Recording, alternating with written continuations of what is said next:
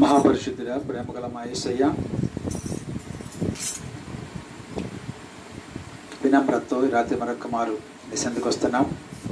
దినమంతా నీ కృప చొప్పున, నీ కరుణ చొప్పున మమ్మల్ని కాచి కాపాడి దీవించావు. మరలా తిరిగి రాత్రికాల వేళలో నీ సన్నిధిలో చేరి నీ నామాన్ని ధ్యానించి, నేను ఘనపరిచి, మహింపరిచి ఆరాధించుకునే కృప మాకు ఇచ్చారు. నీ కొందనాలు తండ్రి. ఈ రాత్రికాల వేళలో మరొక మారు మా ప్రాణాత్మ దేహాలు నీ బలమైన హస్తం సమర్పించుకుంటే నీ కృప, నీ కాపుదల మాకు తోడుంచి మమ్మను దీవించి నడిపించి బలపరచమని నీ ఆశీర్వాదం, నీ అనుగ్రహం మా మీద ఉండమని ప్రార్థన చేస్తూ అన్నిటా అంతటా మహిమ మీరే పొందమని దిన సేవకుడిని మరొక మారు నన్ను నేను నిజంగా అప్పగించుకుంటున్నాను. ఈ బలహీనను బలపరచండి, బలమైన ఆత్మతో ఆయతపరచండి. బలమైన మాటలు చెప్పడానికి, బలంగా చెప్పడానికి బలమైన అభిషేకం ఈ బలహీనకు దయచేయమని, నన్ను బలపరచమని ప్రార్థన చేస్తూ అన్నిటంతటా మీరే మహిమ పొందమని సమస్త మహిమ మీకే చెల్లించి యేసు ఘనాన్ని బట్టి ప్రార్థిస్తున్నాం తండ్రి. ఆమేన్.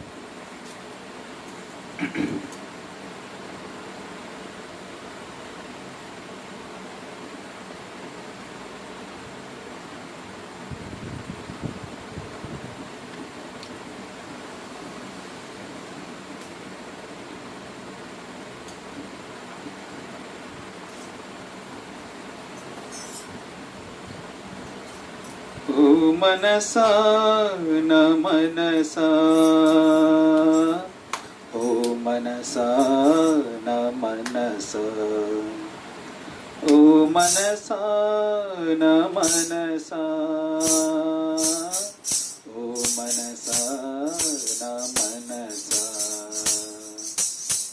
శోధనలో పడి వేదనతో ఉన్నావా, శోధనలో పడి వేదనతో ఉన్నావా, ఓ మనసా నా మనసా,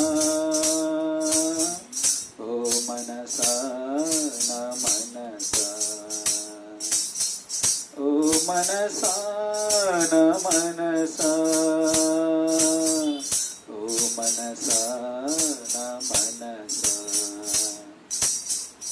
ఎరిగి ఎరిగి శోధనలో పడి కృంగి ఇంటివా, విరిగి విరిగి హృదయ ఫలకం ముక్కలు ముక్కలుగా, ఎరిగి ఎరిగి శోధనలో పడి కృంగి ఇంటివా, విరిగి విరిగి హృదయ ఫలకం ముక్కలు ముక్కలుగా, కరిగిపోయావా కడలి తరంగంలో, కరిగిపోయావా కడలి తరంగంలో, జరిగిపోయావా క్రీస్తుకు దూరంగా, జరిగిపోయావా క్రీస్తుకు దూరంగా. ఓ మనసా నా మనసా, ఓ మనసా నా మనసా, ఓ మనసా నా మనసా, ఓ మనసా నా మనసా. శాంతికి శత్రువై భ్రాంతికి చేరువై నీవు ఉందువా, శాంతి సమాధానం మనసుకు ఉల్లాసం నొసగే దేవుడు ఆయనే. శాంతికి శత్రువై భ్రాంతికి చేరువై నీవు ఉందువా, శాంతి సమాధానం మనసుకు ఉల్లాసం నొసగే దేవుడు ఆయనే. ఆయన ఘననామం ఘననామం ఆరాధించుమా, ఆయన ఘననామం ఆరాధించుమా, ఆయన మేలను మరువకు మనస, ఆయన మేలను మరువకు మనస. ఓ మనసా నా మనసా, ఓ మనసా నా మనసా, ఓ మనసా నా మనసా, ఓ మనసా నా మనసా.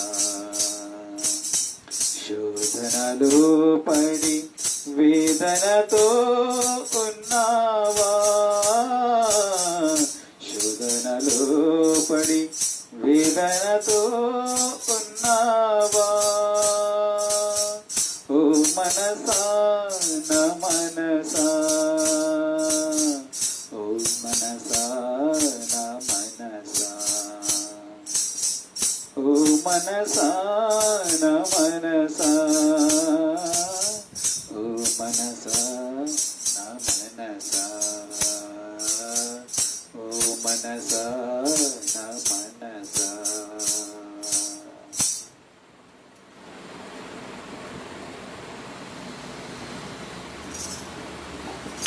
రక్షకుడు మన ప్రభువైన యేసుక్రీస్తు శుభనామములో మరొకసారి రాత్రి వేళలో మీకందరికీ ప్రభు పేరట హృదయపూర్వకమైన వందనాలు, స్తుతులు, ముఖ్యంగా మీకు కృతజ్ఞత తెలియపరుస్తూ, మీకు ఆశీర్వాదం తెలియపరుస్తూ, మరి దేవుడు ఈ దినాలు కూడా మనల్ని కాచి కాపాడి మరి ఈ దినం వరకు కూడా మనల్ని అందరినీ కూడా తన సజీవమైన రెక్కల చాటున కాచి కాపాడిన వైనాన్ని జ్ఞాపకం చేసుకుంటూ ప్రభువుని మనం ఘనపరిచి మయంపరిచి ఆరాధింప బద్ధులమై ఉన్నాం.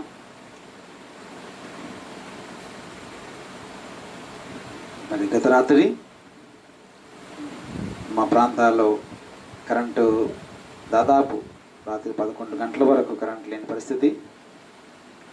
సో ఆ కారణం చేత రాత్రి వాక్యం చెప్పలేకపోయాను, ఎందుకంటే కరెంట్ ఉంటేనే ఈ లైటింగు అబ్బాయి ముఖ్యంగా నా సెల్ వైఫై పనిచేస్తుంది. సో ఇత్యాది కారణం చేత కరెంటు రాత్రి 11 వరకు కరెంట్ లేని కారణం చేత మరి ఆ రకమైనగా సాతాను ఆటంకపరిచాడు.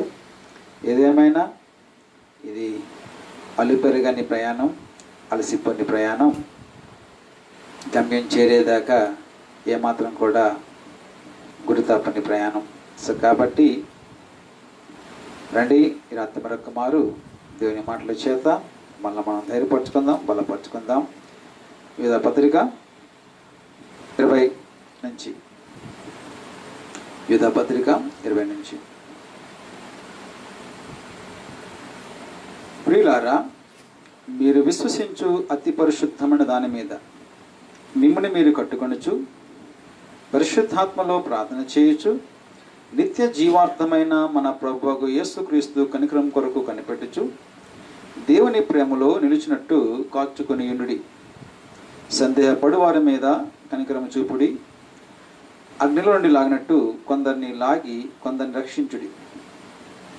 శరీర సంబంధమైన అపిత్ర ప్రవర్తనకు ఏమాత్రము నొప్పుకొనక దానిని అసహించుకొనుచు భయముతో కొందరిని కరుణించుడి.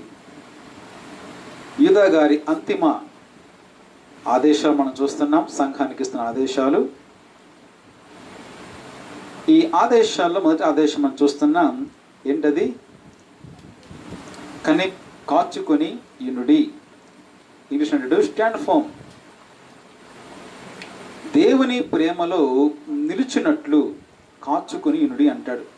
సో ఎందుకని ఒక వ్యక్తి దేవుని ప్రేమలో ఉంటే, ఆ ప్రేమలో పాతుకుపడితే అతన్ని ఎవరూ కదిలించలేరు. ఇలాంటి దుర్బోధకులు 100 కాదు 1000 మంది వచ్చినా అతని విశ్వాసాన్ని కదపలేదు. ఎందుకని అతడు దేవుని ప్రేమలో పూర్తిగా మునిగిపోయాడు. మన ప్రేమలో మునిగిపోయాడు కదా, ఆ రకంగా ప్రేమలో తన నిండా, ఏ ప్రేమలో? దేవుని ప్రేమలో తన నిండా మునిగిపోయాడు. కాబట్టి ఇక ఎవరు అతన్ని కదపలేరు. సో అందుకంటాడు, మీరు ఏ ప్రేమతో రక్షించబడ్డారో, ఏ ప్రేమను ఎరిగి మీరు రక్షణకు వచ్చారో, ఆ ప్రేమలో నుంచి మీరు బయటికి వెళ్ళకుండా ఇక్కడ చిన్న ప్రాక్టికల్ ప్రశ్న అంటే, ఒక మనిషి ఏ రకంగా దేవుని ప్రేమ నుంచి తొలగిపోతాడు? చాలా సింపుల్ ఉదాహరణ. ఎప్పుడైతే మనిషిలో లోక ప్రేమ వస్తుందో ఆటోమేటిక్గా మనిషి దేవుని ప్రేమ నుంచి తొలగిపోతాడు. యోహాను కదా, లోకంనైనను లోకమును ప్రేమించబడి ఎవరైతే లోకాన్ని ప్రేమిస్తాడో అలాంటి వాళ్ళ తండ్రి ప్రేమ ఉంటుంది అంటాడు. ఎప్పుడైతే నీలో నాలో లోక ప్రేమ, లోకంపై ప్రేమ పుట్టుకొస్తుందో ఆటోమేటిక్గా మన దేవుని ప్రేమకు దూరం అయ్యే ప్రమాదం ఉంటుంది. ఈ అబద్ధ బోధకులు మనకు లోక ప్రేమ చూపిస్తారు. ఆశీర్వాదాలు, ఉద్యోగాలు, ఆరోగ్యాలు, పాస్పోర్ట్లు, వీసాలు, విదేశాల ప్రయాణాలు ఇత్యాది విషయాలు ఎక్కువగా చూపిస్తుంటారు. సేవకు వచ్చిన కొత్త దినాల్లోన నేను దాదాపు నాకు పరిచయం ప్రతి వరకు కూడా వారి సేవ అనుభవాలు చెప్తూ ఇన్ని దేశాలను ఆ దేశంలోను నేను ఇది కొన్నాను అది కొన్నాను, వారి దగ్గర ఉన్న ఖరీదైన, అప్పుడు నాకు సెల్ ఫోన్ అంటే తెలియదు రోజులు అవి, బ్యాక్ ఇన్ 2001, 2002 దట్ ఇయర్స్. గమనించండి, నేను నా మొట్టమొదటి సెల్ ఫోన్ కొనేసరికల్లా నాకు వివాహమైన 6 నెలలు కనుక్కుంటాను. నా చేతిలో నేను అప్పుడు గుర్తుంది, సీమెన్స్ కంపెనీ ఉండేది, సెల్ ఫోన్ కంపెనీ. నా వివాహమైన 6 నెలలకి ఆ ఫోన్ చేతితో, అది నా ఫస్ట్ సెల్ ఫోన్. ఇప్పుడు గమనించండి, 10వ క్లాస్ వచ్చే సెల్ ఫోనే. 10వ క్లాస్ ఏం కర్మ, ఇప్పుడు ప్రజెంట్ ఆన్లైన్ క్లాసులు పుణ్యం అంటూ గమనించండి, ఎల్కేజీ కూడా సెల్ ఫోన్ క్లాస్ వస్తుంది. కానీ అప్పుడులో నా ఫ్రెండ్స్ ఖరీదైన సెల్ ఫోన్లు, ఖరీదైన లగ్జరీ లైఫ్, అంతకు విషయం తర్వాత పదే పదే మాట్లాడుతూ ఒక ఏదో కూడానికి వెళ్తే ఆయన గంట ప్రసంగంలో అరగంట సేపు ఆయన ఎన్నెన్ని దేశాలకు వెళ్ళాడు, ఆ దేశ జోగ్రఫీ, ఆ దేశ హిస్టరీ, ఆ దేశకున్న అన్నీ కూడా చెప్తూ ఒక గంట ప్రసంగంలో అరగంట ఇవే చెప్పాడు. అమెరికాలో రోడ్లు ఎలాగుంటాయి, హోటళ్ళు ఎలాగుంటాయి, యూకేలో రోడ్లు ఎలాగుంటాయి, హోటళ్ళు ఎలాగుంటాయి, ఇవన్నీ విన్నప్పుడు రకమైన దురాశలాగా పుట్టేది. ప్రభువా, నేను సేవకునే కదా, మరి నన్నెందుకు ఇలాగ అక్కడికి ఈ పరిణామం చేసినప్పుడు నాకు ఈ వాక్యం గుర్తొస్తుంటుంది. ఈ లోకంపై నీకు ఎప్పుడైతే ప్రేమ పుట్టిందో, ఈ లోక ప్రేమ నిన్ను దేవుని ప్రేమకు క్రమేణా దూరం చేస్తావు. ఒకవేళ దేవుడు భవిష్యత్తులో పరిస్థితి ఇస్తే పోతుంది, ఎవరు గొలిమారు, అది నాకు పెద్ద విషయం కాదు, పెద్ద మ్యాటర్ ఏం కాదు. ఒకవేళ నాకు ఇదే కృప్నిస్తే ఐఎమ్ హ్యాపీ. జీవితాంతం ఇలాగే నా ముందు మైక్ పెట్టేసి, నా ముందు ఫోన్ పెట్టేసి ఇలా జీవితాంతం నాకు ఆన్లైన్లో వాక్యం చెప్పుకుంటూ బతికేమంటే బతికేస్తాను. పోయిందేముంది, ఏదో రకంగా 10 మందికి నేను వాక్యం అందిస్తున్నాను. ఒక 50 మంది దాకా వాక్యాన్ని తృప్తి పడదు, 50-60 మంది దాకా వాక్యాన్ని తృప్తి పడుతున్నారు. ఈ 50-60 మంది నేను దేంట్లో ఉన్నాను. 50-60 మంది భవిష్యత్తులో ఎన్ని 50-60 మందిని వాళ్ళు రక్షించగలరు. గమనించండి, నా బాధ ఏంటంటే ఇలాంటి దుర్బోధకులు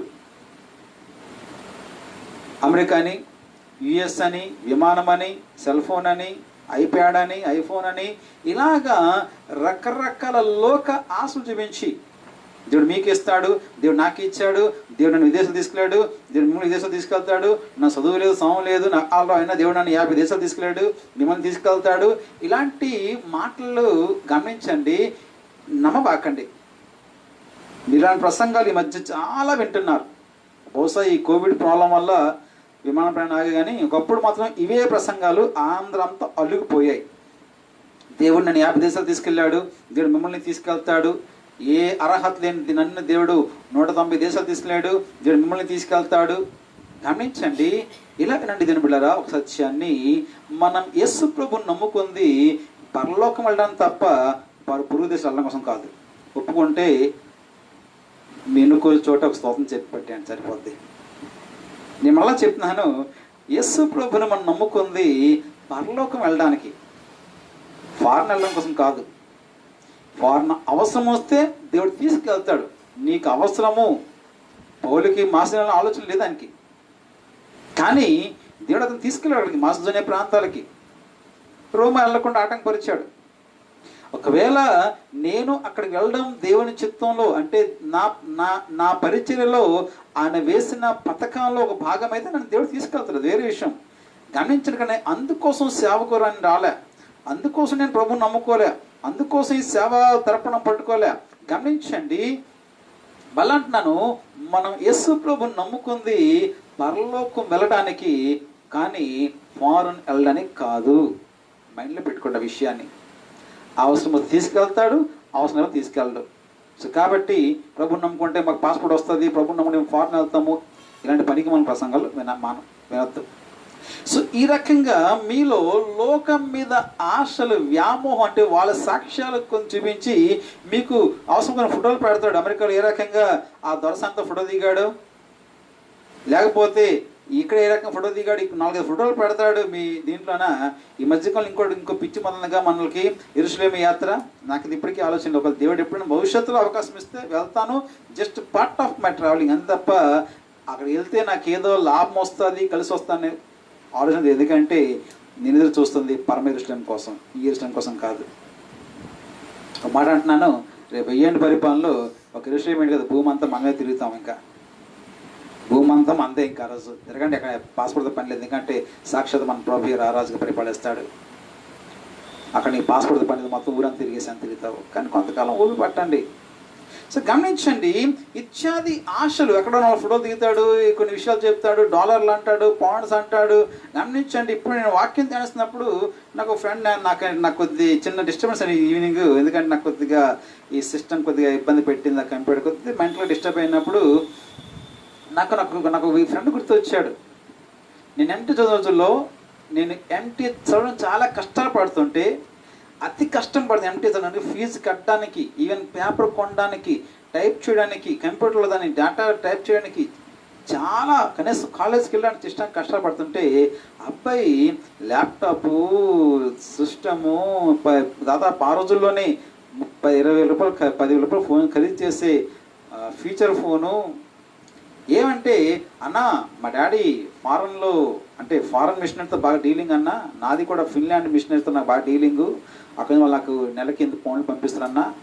గమనించండి, ఆ రోజుల్లో నాకు 10 రూపాయలు ఖర్చు పెట్టడం కష్టమైపోతే, అబ్బాయికి 1000 రూపాయలు ఏం కాదు, ఒక రోజు 100 రూపాయలు 200 రూపాయలు ఖర్చు పెట్టేసాడు ఏం కాకుండా. నాకు రోజుల్లో 10 రూపాయలు కష్టమయ్యేది ఖర్చు పెట్టుకోవడం. గమనించండి, చూసినప్పుడు చాలా నొచ్చుకునేవాడిని, అయ్యో ఏంటి పరిస్థితి అని చెప్పేసి. అయితే మళ్ళా ఇలాంటి చెడు ఆలోచనలు ఎప్పుడు నా బుర్రలో పుట్టిన నా ధ్యాస అంతా సిలువ మీద మళ్ళిస్తాను. ఎందుకని ఆ సిలువ ప్రేమ ముందు ఇవన్నీ నాకు ధూళి, బూడిద, మట్టితో సమానం. ఈ మేడలు, మిద్దెలు, కార్లు, బంగ్లాలు, వెండి, బంగారం, ఆ ప్రేమ ముందు ఇవన్నీ కూడా నాకెందుకో ధూళి, బూడిద. సో కాబట్టి అంటాడు, ఏ రకంగా కూడా ఈ లోక ప్రేమ మీలోకి, ఈ దుర్బోధకులు అంటే లోకంలో చూస్తారు, మీరు ప్రభు నమ్ముకుంటే మీకు ఫారెన్ వెళ్తారు, ప్రభు నమ్ముకుంటే మీకు పాస్పోర్ట్ వస్తుంది, ప్రభు నన్ను దీవించాడు, 50 దేశాలు తీసుకుని మిమ్మల్ని తీసుకెళ్తారని ఇలాంటి కొన్ని బోధలు చెప్తాడు. మీరు అమాయకంగా బోధపడిపోవద్దు. మళ్ళా చెప్తున్నాను, మనం ప్రభు నమ్ముకుంది పరలోకం వెళ్ళడానికి కానీ ఫారెన్ వెళ్ళడానికి కానే కాదు. సో ఈ రకంగా లోక ప్రేమ మీలోకి అడుగు పెట్టనివ్వదు. ఎప్పుడైతే లోక ప్రేమ మీలోకి అడుగు పెడతాదో గమనించండి, ఆటోమేటిక్గా ఆ లోక ప్రేమ దేవుని ప్రేమకు దూరం చేస్తుంది. అందుకే యోధా చాలా పట్ల మాట్లాడు, మీరు దేవుని ప్రేమల నుంచి బయటకు తొలగిపోకుండా, ఆ కృప అనే ఫరి దాటి వెళ్ళకుండా, దేవుని ప్రేమ అనే గిరి దాటి బయటకు వెళ్ళకుండా, దేవుని ప్రేమలో నుంచి తొలగిపోకుండా మిమ్మల్ని జాగ్రత్తగా కాచుకోండి. Stand firm in the love of God. అది ఎలా సాధ్యం అంటే, అందుకు యోధ 3 సూచనలు చెప్పాను. ఒకటి, మీరు విశ్వసించిన అతి పరిశుద్ధ దాని మీద మీరు ఏ ఉపదేశం రక్షించబడ్డారో, మీరు ఏ వాక్యం విని విశ్వసించి రక్షణకు వచ్చారో, ఆ విశ్వాసము నశించిపోతున్న సువర్ణం కంటే ఎన్నో రెట్లు అమూల్యమైనది, అది విలువైనది, అది పరిశుద్ధమైనది, అది గొప్పది. గమనించండి, కాబట్టి ఆ విశ్వాసం మీద మీరు పునాది వేసుకోండి, ఆ విశ్వాసం మీద కట్టబడి ఉండండి. ప్రతి ఉపదేశంకి వెళ్ళొద్దు, పునాది దాటి వెళ్ళొద్దు. అతి పరిశుద్ధమైన ఆ విశ్వాసం మీద మీ ఆత్మీయ జీవితం ఎల్లప్పుడూ కట్టబడి స్థిరంగా ఉండేలా చూసుకోండి. ఏ ఉపదేశం రక్షించబడ్డావో ఉపదేశం దాటి వెళ్ళొద్దు, ఆ వాక్యం దాటలేదు. అది కాక మనకు వాక్యం లేదు, ఉండదు, ఉండబోదు. మానవుడు పాపాత్ముడు, యేసు మన కోసం మనిషిగా మారాడు, మన కోసం ప్రాణం పెట్టాడు, మన కోసం సమాధి చేయబడ్డాడు, మన కోసం 3వ దినం తిరిగి లేచాడు. ఇంతకు మించిన ఉపదేశం కూడా లేదు. దాని మీదే మీ ఆత్మీయ జీవితాలు కట్టబడి ఉండాలి. తప్ప మరొక ఆలోచన మీకు రాకూడదు. యేసులో నమ్ముకుంటే అది వస్తుంది, మళ్ళీ నన్ను వస్తుంది, నేను రాదు అంటలేసమ్మా. మళ్ళీ మాటలు మీరు తప్పుగా వ్యాఖ్యానించొద్దు. నేను రాదు అంటున్నాను అనట్లేదు, వస్తుంది. రాకపోయినా అది పెద్ద విషయం కాదు మనకు. ఏమండి, పౌలు ప్రార్థన చేసేంత స్వస్థది, కానీ పౌలుకి స్వస్థ అవ్వలేదుగా. ముమ్మారు ప్రార్థన చేసిన ముళ్ళు తీయమని, కానీ దేవుడు తీయలేదుగా, ముళ్ళుతోనే సావమన్నాడు కదా. సో కాబట్టి స్వస్థత వస్తుంది, రాకపోద్ది. గమనించండి, అది పెద్ద విషయం కాదు. ఒక మాట చెప్పున, నీ రోగాలకి స్వస్థత వచ్చినా రాకపోయినా నీకు దేవుని రాజ్యంలో ప్రవేశం మాత్రం నిశ్చయం. ఇక రెండో మాటకు వస్తే అన్నాడు, ఇది ఇక్కడ నేను చాలా మొన్న ఆపాను, ఇప్పుడు దాన్ని నేను కొనసాగిస్తాను. ప్రార్థన చేయమంటాడు. అది ఎలాగంటే అలవాటు ఆచారం ప్రార్థన కాదు, అరిగిపోయిన రికార్డులాగా పదే చెప్పిన మాటలు దొల్లించుకొని చేసే ప్రార్థన కాదు, గంటలు అరగంటలు 30 గంటలు పక్కలు ఇసిగించే ప్రార్థన కాదు. చేసే ప్రార్థన చిన్నదైనా బలమైనది అయి ఉండాలి. సింపుల్ ఒక మాట గమనించండి, వాళ్ళు పొద్దున్న నుంచి సాయంత్రం వరకు రాళ్లతో గీసుకుంటున్నారు. ఎవరు? బయలు ప్రవక్తలు, అష్టరోజు దేవి ప్రవక్తలు. పొద్దున్న నుంచి సాయంత్రం వరకు, ఫ్రమ్ మార్నింగ్ టు ఈవినింగ్. గమనించండి, ఎంత ప్రార్థన చేస్తే గమనించండి, రోజంతా ప్రార్థన చేస్తున్నారు. పైగా ప్రార్థనలో వారు చూపిన భంగిమ రాళ్లతో కోసుకుంటూ రక్తాలు చించుకుంటూ, గమనించండి, ఏదేదో చేసేసుకుంటూ వాళ్ళు చేస్తున్నారు. ఏలియా ప్రార్థన గట్టి లెక్క సెకండ్ ఉండదు ఆ ప్రార్థన, నాట్ ఈవెన్ అ మినిట్, 1 నిమిషం ఉండదు ఆ ప్రార్థన. మీరు ఏలియా ప్రార్థన చదవండి వాచి పెట్టుకొని, 1 నిమిషం కూడా ఉండదు ఆ ప్రార్థన. కానీ బాబు చెప్తుంది, ఏలియా ఇంకా ఆమెన్ అనలేదు, ఇంకా ప్రార్థన కొనసాగిస్తున్నాడు. Still he was praying. ఇంకా యేసు నామములో అడుగుచున్నాం తండ్రి అనక మునిపే ప్రార్థించుండగానే అగ్ని దిగొచ్చింది. సంఘం ఉపదేశం చేస్తున్నాను, నువ్వు ఎంతసేపు ప్రార్థన చేస్తావనేది ముఖ్యం కాదు, అగ్ని దిగిందా లేదా, దట్స్ ఇట్. అలా ఒకవేళ పావుగంట దిగిపోతే దేవుని స్తోత్రం కలను కాక, గంటల అవసరం లే. యేసు మాట చెప్తారు, మీరు ప్రార్థించినప్పుడు అన్ని జనం విస్తరించి మాట్లాడమాకండి. మీరు ప్రార్థించిన మీ మాటలు ఇప్పుడు కొద్దిగా ఉండాలి. కానీ అడిగాడు, what is the secret of prayer అని అడిగాడు. What is the secret of prayer అంటే చెప్పిన ఆన్సర్ ఏం తెలిసిన, the secret of prayer is secret prayer అన్నాడు. మీకు అర్థం అనుకుంటాను ఒకళ్ళు మేధావులు అయితే. The secret of prayer is the secret prayer. ప్రార్థనకు రహస్యం ఏంటంటే రహస్య ప్రార్థన. 10 మంది చూపించడానికి. ఎందుకు ప్రార్థన చేస్తానంటే 10 మంది చేత మెప్పించడం కాదు. చాలామంది ప్రార్థనలు కూడా ప్రసంగాలు చేస్తుంటారు. 10 మంది చేత మెప్పించుకునేలా ప్రార్థన చేస్తారంటే, పలానోడు ప్రార్థన చేస్తే, పలానమ్మ ప్రార్థన చేస్తే మాకు లేదని చెప్తే అలో పొంగిపోతుంటారు. అందుకు ప్రార్థన చేస్తారు. గమనించండి, నా ప్రార్థన వినాల్సింది నువ్వు కాదు, నేను కాదు. నా ప్రార్థన వినాల్సింది నా చుట్టూ కాదు. నా ప్రార్థన వినాల్సింది నా భార్య, నా పిల్లలు కాదు.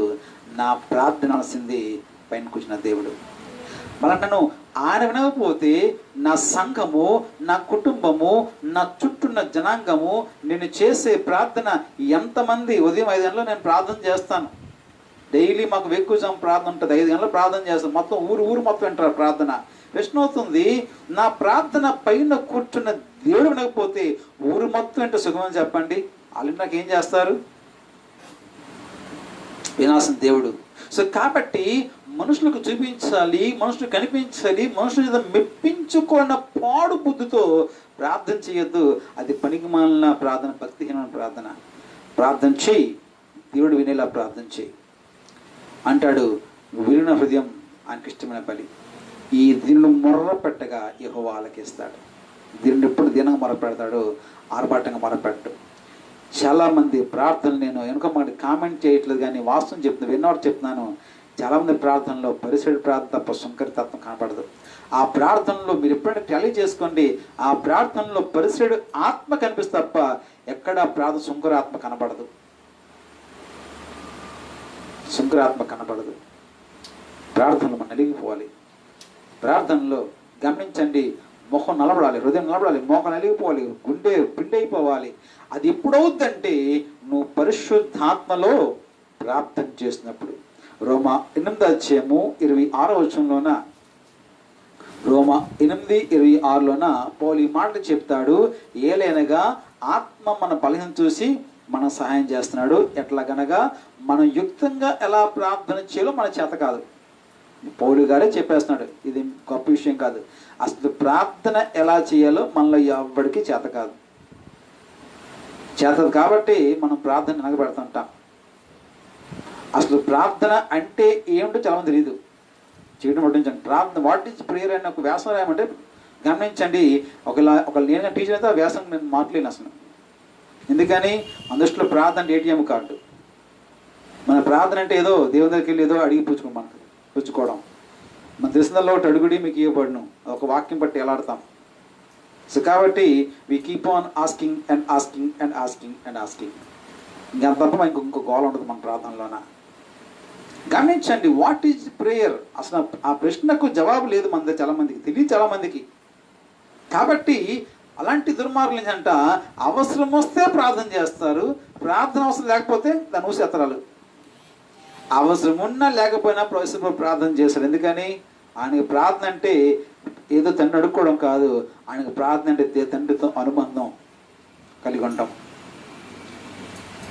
సో అంటాడు, మనము యుక్తంగా ఎలా ప్రార్థన చేయాలో మనకు చేత కాదు. పౌలన్నమాట రోమా 8:26లో యుక్తముగా ఎలా ప్రార్థన చేతది కాబట్టి ఆత్మ తానే మన పక్షంగా మంచి పదం వాడతాడు, ఉచ్చరింప సఖ్యము కాని మురులతో ఆత్మ తానే మన పక్షంగా విజ్ఞాపనం చేస్తున్నాడు. ఆత్మలో ప్రార్థన చేయడం చేసిన ఎప్పుడైతే నువ్వు ప్రార్థనలో మోకరిస్తావో, ఆ ప్రార్థనలో ఎప్పుడైతే పరిశుద్ధాత్మ ఏకీభవిస్తావో, గమనించండి, ఆ ప్రార్థన ఒక మూలుతో వస్తుంది. ప్రార్థనది మళ్ళా కన్నీటి ప్రార్థన అంటలే సుమా. కన్నీటి ప్రార్థన వేరు, ములుగు ప్రార్థన వేరు. చాలా మందికి ప్రార్థన కన్నీరు వస్తుంది, గొప్ప విషయం ఏం కాదు అది. మా సంఘంలో ఉన్నారంట వాళ్ళు ప్రార్థన అంటే ఒక జలపాతాలు కారుతాయి. గమనించండి, ఉచ్చరింపడానికి కూడా మాటలు రాని, నోరు దాటిని, పెదవి దాటిని, నోరు మెదపలేని ఆ ములుసరా దాన్ని ఆమె చెక్కంటాడు, గువ్వ మూలుగు నేను మూలుగుతుంది అంటాడు. ఆ మూలుగు ఇది ఎలా సాధ్యమవుతుందంటే, గమనించండి, ప్రేయర్ స్కూల్ ఉండదు, ప్రార్థన పాఠశాలలు ఉండవు. There are no schools for prayer, no lessons for prayer. ప్రార్థన పాఠాలు ఉండవు, ప్రార్థన పాఠం అని చెప్పేసి. ప్రార్థన పుస్తకాలు నేనైతే చాలా చదివాను, ప్రార్థన పుస్తకాలు. అందులో నాకు బాగా ఇష్టమైన రచయిత పాల్ యాంగిచో గారు. ఆయన గొప్ప ప్రార్థన పాడు. ఆయన రాసిన పుస్తకాలన్నీ చదివాను ప్రార్థన మీద. గమనించి 4వ కోణం 1-2 బాగా చదివాను. ప్రార్థనకు విజ్ఞాపన విజయానికి తలపించి చదివాను. గమనించండి, ఇలాంటి పుస్తకాలు నేను చదువుకున్నా. శ్యామ్ జయబాద్రి గారి రచనలు చదివాను. కానీ అంటున్నాను, ప్రార్థన పుస్తకాలు చేత రాదు, క్లాసులో కూర్చొని రాదు. అది ప్రార్థన పాఠాలు ఉండవు, పాఠశాలలు ఉండవు, పాఠాలు ఉండవు. అది దేవునితో నీకున్న సంబంధం బట్టి. ఇలా అడుగుతాను, మీ ఆయనతో మాట్లాడి నీకు ఏ స్కూల్ నేర్చుకుని వచ్చావు? నీ భార్యతో మాట్లాడడం ఏ స్కూల్ చదివచ్చావు? అమ్మ నాన్నతో మాట్లాడడం ఏ స్కూల్ చదివచ్చావు? ఆ పదాలు అమ్మ మాట్లాడినప్పుడు ఏ లాంగ్వేజ్ వాడాలి, ఏ పదం వాడాలి, ఏ పదం ముందు ఏ పదం వెనకాల ఎవరు నేర్ప నీకు? ఇట్స్ ఫ్లో, అంతేనా? ఎలా వచ్చింది? అమ్మతో, నాన్నతో, లేక భర్తతో, లేక భార్యతో ఉన్న సంబంధం, అవుట్ ఆఫ్ ద రిలేషన్, ఆ సంబంధం నుంచి ఈ మాటని ఫ్లోగా వచ్చాయి. దీనికి ప్రత్యేక తరగతులు ఉండవు. ప్రార్థన అంతే. ఇది ఎలా సాధ్యమవుతుందంటే, పరిశుద్ధాత్మ వచ్చినప్పుడు ఆటనీలో ఆ ములుగు మొదలవుద్ది. ఒక ఉచ్చరింప శక్తిని ములుగుతూ అంటాడు బైబిల్లోన, విరిగి నలిగిన హృదయముతో నువ్వు ఎందుకు వస్తావు? ఆ మోకలు వేయగానే ఆటోమేటిక్ నీ గుండె ఇరిగిపోద్ది, నీ మనసు ఇరిగిపోద్ది. అక్కడ నువ్వు ఎవరో నువ్వు మర్చిపోతావు. కాసేపు గమనించండి, దేవుని దగ్గర ప్రార్థన చేస్తున్నప్పుడు నేను ధూళి, నేను బూడిదన్న విషయం నీ బుర్ర నిండి ఉంటుంది. ధైర్యం మాట్లాడడానికి కూడా భయపడతావు. ఏవైనా వినయంగా అడిగి ఆయన చిత్తానికి అప్పగిస్తావు.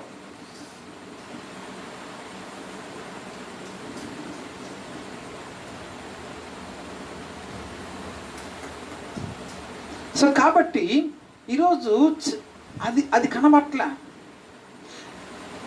నేను ప్రార్థన అనే విషయం నాకు బాగా గుర్తొస్తుంది.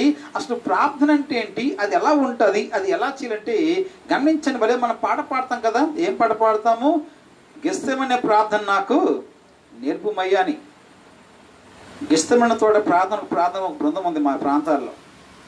గమనించిన తప్పట్టట్లేదు, గొప్ప ప్రార్థనా పరులాలు. ఒకసారి వెళ్ళాను, నేను పాల్గొన్నాను. చక్కగా అనేక విషయాలు బట్టి వాళ్ళు ప్రార్థన చేశారు. నేను ఆ ప్రార్థన ఏకీభవించాను, చాలా దీవించబడ్డాను. కానీ ఆ ప్రార్థన పేరు గెత్సేమనే తోట ప్రార్థన. మనం పాడతాము, గెత్సేమనే ప్రార్థన నాకు నేర్పమయ్యా అని పాడతాం కదా. రండి గెత్సేమనే తోటకి వెళ్దాం. అసలు గెత్సేమనేలో ప్రభు ఎలా ప్రార్థన చేశాడు? అది ఏ కాలం? అది ఎండాకాలమా, వేసవికాలమా? కాదు కదా, చలికాలం కదా. పేదరు చలి కాచుకుంటున్నాడు కదా ప్రధాన యాజకుని ఇంటి ముంగిట్లోన. అలాంటి చలికాలంలో అర్ధరాత్రి ఒక తోటలో, గెత్సేమనే తోట చుట్టూ చెట్లు, పైన మంచు పడుతుంది, ఒళ్ళంతా చలికి ఉణిగిపోతుంది. పేదలు లాంటి వాళ్ళు చలి కాచుకుంటున్నారంటే, సైనికులు ప్రధాన ఇంటి ముందు చలి కాచుకుంటా అంటే ఆ చలి ఏ రేంజ్లో ఉందో మీకు అర్థమయ్యేవాళ్ళు ఈ పాటికి. అలాంటి ఒక చలికాలంలో ప్రభుల వారు ముమ్మ నిలబడుతున్నారు. ఆయన చెమట పడుతుంది, ఆ చల్లని చెమట పడుతుంది, ఆ చెమట కూడా పంట రక్త బిందులో పడుతుంది. దాన్ని గెత్సేమనే ప్రార్థన అంటారు. అలాంటి ప్రార్థన చేసినప్పుడే మన ప్రార్థన గెత్సేమనే తోట ప్రార్థన పెట్టే అర్థం ఉంటుంది.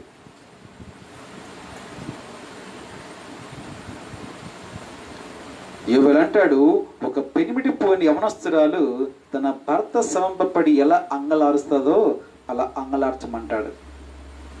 అది అంగలార్పు అంటే. అంగలార్చమంటాడు.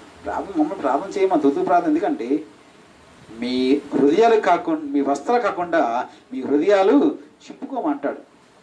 Ten up your hearts. నడిగిపోవాలి, కళ్ళు రావాలి, కళ్ళ నీరు రావాలి, నువ్వు పిండైపోవాలి అసలు. అది ప్రార్థన. బహుశా ఇంకా దేశంలో ప్రార్థన జరగలేదు, అందుకే దేవుడు ఇంకా కోవిడ్ ఇంకా దేవుడు తీయలేదు. అలాంటి ప్రార్థన జరగాలని కోరుకుంటున్నాను. కాకపోతే దురదృష్టం, మాకు మందిరం విప్పబడలేదు కాబట్టి మాకు అవకాశం లేకుండా అయిపోయింది. నిజంగా విప్పబడితే అలాంటి ప్రార్థన నిజంగా చేయాలని ఎప్పటి నుంచి ఆశ. దేవుడు ఖచ్చితంగా అలాంటి ప్రార్థనకి కార్యం చేస్తాడు. అంగలార్చాలి, అంగలార్చాలి. ఈ మధ్యకాలం మనం చూసి ఇటలీలో, రోములో, ఆ ప్రాంతాల్లో వారు ఏ రకంగా రోడ్లపై మోకరించి అంగలార్చాడు. అది ప్రార్థన అంటే. అంతేగాని కరుణ ఉరి తీస్తాను, పో కరుణ, ఇలాంటి గద్దిం ప్రార్థనలు చాలా విన్నాం. అంగలార్పు కావాలి, అంగలార్పు కావాలి. మనుషుల కోసం కాదు, ఫేస్బుక్లో కాదు, యూట్యూబ్లో కాదు, వ్యక్తిగతంగా, పర్సనల్గా, రహస్య గదిలో తండ్రి సముఖంలో నువ్వు అంగలార్చాలి. అది ఎలా సాధ్యమవుతుందంటే, మళ్ళీ అంటున్నాను, సాధ్యం కాదు. నువ్వు రోజంతా మోకరించి చేసిన స్తోత్రం స్తోత్రం హల్లెలూయా హల్లెలూయా అని ఆ 4 మాటలే పదే పదే మంత్రాలాగా వేయడం తప్ప ఆ అంగలార్పు రాదు. అలాంటి ప్రార్థన రాదు. ఆ భారభరితమైన ప్రార్థన ఎప్పుడు వస్తుందంటే, జకర్యా గ్రంథం 12వ అధ్యాయంలోన, జకర్యా గ్రంథం 12వ అధ్యాయంలో 10వ వచనంలో ఈ మాట దేవుడే స్వయంగా జకర్యా ద్వారా మాట్లాడుతూ అంటాడు. జకర్యా గ్రంథము 12వ అధ్యాయము 10వ వచనాన్ని చదువుతున్నాను. దయతో మీ బైబిల్ తెరిచి చదువుతుండగా వాక్యాన్ని శ్రద్ధగా మౌనంగా ధ్యానించండి. జకర్యా 12:10. దావీదు సంతతి వారి మీదను యెరూషలేము నివాసుల మీదను కరుణ నొందించు ఆత్మను, నెక్స్ట్ మాట అండర్లైన్ చేసుకోవచ్చు, విజ్ఞాపన చేయు ఆత్మను నేను కుమ్మరింపగా వారు తాము పొడిచిన నా మీద దృష్టి ఉంచి, ఒకడు తన ఏక కుమారుని విషయమే దుఃఖించినట్లును, తన జ్యేష్ఠపుత్రుని విషయం ఒకడు ప్రలాపినట్లును అతని విషయమే దుఃఖించు ప్రలాపింతురు. ఇది ప్రార్థన. ఇప్పుడు వద్దంట, ఆ విజ్ఞాపన ఆత్మను, విజ్ఞాపన చేయు ఆత్మను దేవుడు కుమ్మరించాలి. ఈ మధ్య మంచి దైవజనం చక్కగా రాసదా, ప్రార్థన శక్తి నాకు కావాలని చెప్పేసి. ఆ ఏడు ముందు రావాలా. ముందు నువ్వు ప్రార్థన చేసే ముందు నువ్వు దేవుని దగ్గరికి అడగాలి. ప్రార్థనలో మన దేవుని దగ్గరికి నాకు అది కావాలి అడిగే ముందు ఫస్ట్ సేవలో, ప్రభువా నాకు ఆ ప్రార్థన ఆత్మ దయచి, ప్రార్థించే ఆత్మ, విజ్ఞాపన ఆత్మ దయచి, ఆ భారభరితమైన ఆత్మ దయచి. విజ్ఞాపన నిజంగా ఎంత చెప్పినా తక్కువే. అదొక పెద్ద సబ్జెక్ట్. విజ్ఞాపన, ఇంటర్సెషన్ మాట్లాడడానికి వస్తుంది. Interceding for others. ఆ ఇంటర్సెషన్ అనేది చాలా గంభీరమైనది. అది ఎప్పుడు సాధ్యమవుతుందంటే, నా ప్రక్కవాడి బాధ నా బాధగా నేను అనుకున్నప్పుడు. వాళ్ళకి ఎప్పుడు అనుకుంటున్నంటే ఆ ఆత్మ ద్వారా మాత్రమే అట్టిది సాధ్యం. అందుకే పౌలు గారు ఒక అలవాటు ఉండేది.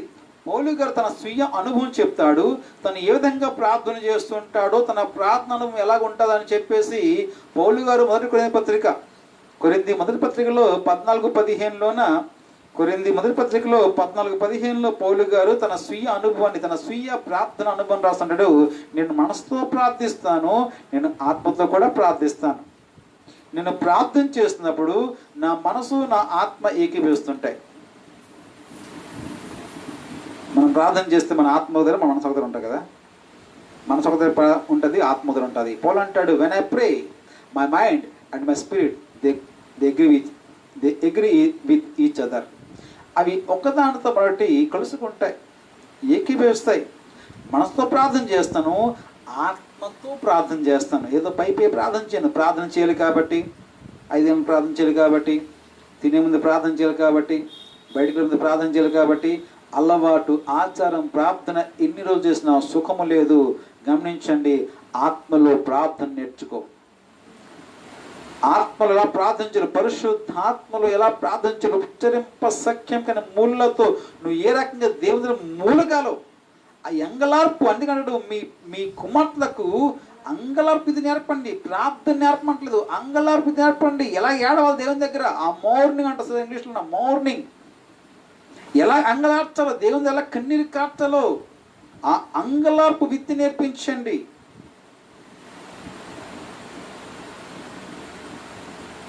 తెలియగడతాను మీ క్రైస్తవ కుటుంబాలు కదా, మీ పిల్లలు ఎప్పుడైనా ప్రార్థన కన్నీరు కార్చారా? దుర్గం పాస్టర్ గారు పిల్లల కన్నీరు కాల్చంటే అడుగుతారేమో.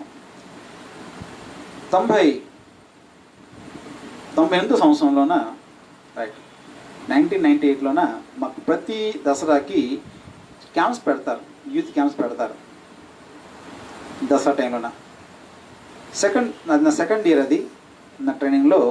ఆ సంవత్సరం నేను చిల్డ్రన్ క్యాంప్కి వెళ్ళాను. ఆ యూత్ క్యాంప్లో భాగంగా అంతకుముందు సంవత్సరం తెలుగు వారితో యూత్ క్యాంప్కి వెళ్ళాను. కానీ ఆ సంవత్సరం మాత్రం నేను కావాలని చిల్డ్రన్ క్యాంప్కి వెళ్ళాను.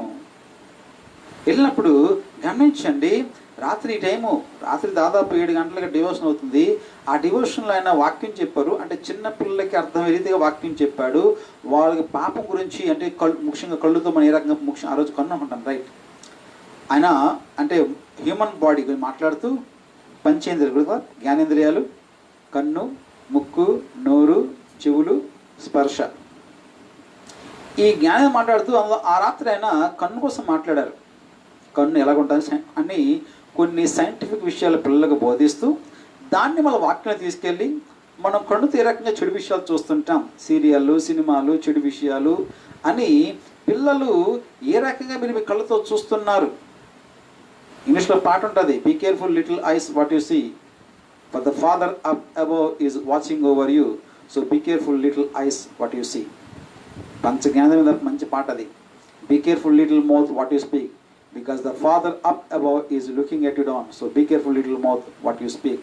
సో చిన్ని నోర, చిన్ని కన్న, చిన్ని చెవ, జాగ్రత్త అని మంచి పాట ఉంటుంది. ఆ పాట పాడుతూ, పాట నేర్పిస్తూ, జాగ్రత్త, మీ చిన్న కళ్ళతో మీరు ఏమి చూస్తున్నారు, పైన దేవుడు చూస్తున్నాడు అని చెప్పేసి ఆ చిన్న పిల్లలకి అర్థమయ్యే రీతిలోన ఆయన కన్నుతో చూడకూడదు చూస్తూ ఎంత ప్రమాదం, ఎంత పాపమో చెప్పినప్పుడు ఇదంతా అయిపోయాక ఆయన పిల్లలందరం కూడా సారీ చెప్పండి జీజస్కి, జీజస్ మేము ఆ కళ్ళతో చెడు విషయాలు చూసాము, సినిమాలు చూసాము, పని విషయాలు చూసాము, క్షమించమని ప్రార్థన చేయనప్పుడు గమనించండి, దాదాపు గంట సేపు ఆ పిల్లలు ఏడ్చారు. ఎంతండి వాళ్ళు, 5వ క్లాసు, 6వ క్లాసు, 2వ క్లాసు, 3వ క్లాసు, ఆ రేంజ్ వాళ్ళు.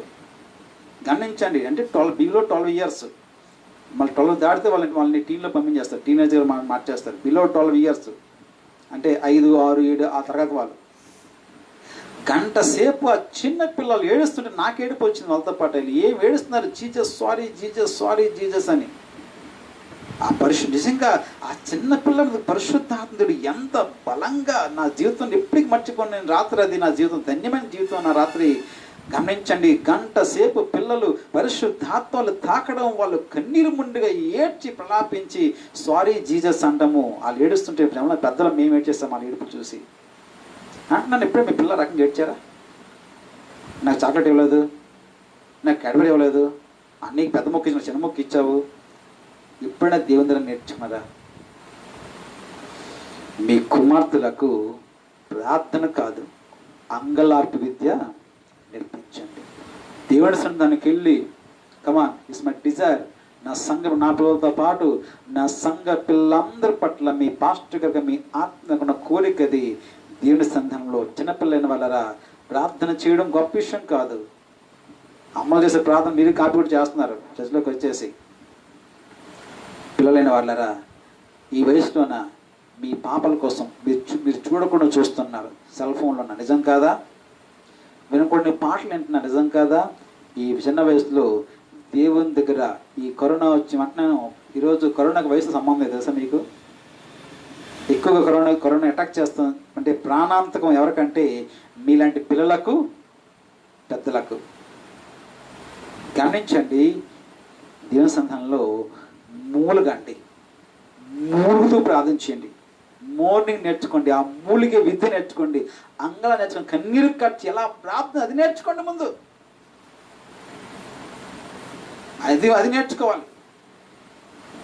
దురదృష్టం చాలా సంఘాల్లో చాలా కోరి సిగ్గుచెట్టుకి మాట చెప్తున్నాను, చాలా సంఘాల్లో కోరి పిల్లలు పాటలు పాడతారు.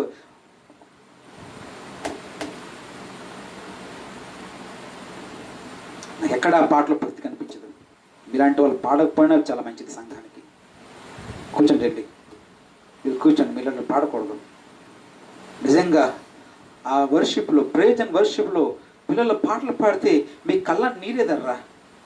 అక్కడ కూడా ఏకైకల పక్కపక్కల నవ్వుకుంటారు చాలామంది. చాలా సంఘాలను చూసి వచ్చాను. కోయిర్లోకి వెళ్ళి నిలబడి సిక్కులేదు ముఖానికి. కోయిర్లో పాట నవ్వుతావా? పొల్లికిలు ఇస్తావా? కూర్చోలే మర్యాదగా. పాడమాక, దేవుని సన్నిధికి అవమానం తేమాక, దేవునికి అవమానం తేమాక, శాపం తెచ్చుకోమాక. వెళ్ళి కూర్చోలే. నువ్వు పాడకుండా నష్టం లేదు సంఘానికి. Go and SIT. నువ్వు ఒక నిలబడి స్టేజ్ ఎక్కి నువ్వు కొయిర్ పాడుతున్నప్పుడు, నువ్వు వర్షిప్ లీడ్ చేస్తున్నప్పుడు, కొయిర్ వారుగా నువ్వు వర్షిప్ చేస్తున్నప్పుడు మీ గుండెల్లో భారం ఏదరా, మీ కళ్ళలో నీరేదర్రా, ఆ ఆత్మరోధం ఏదర్రా మీలోన.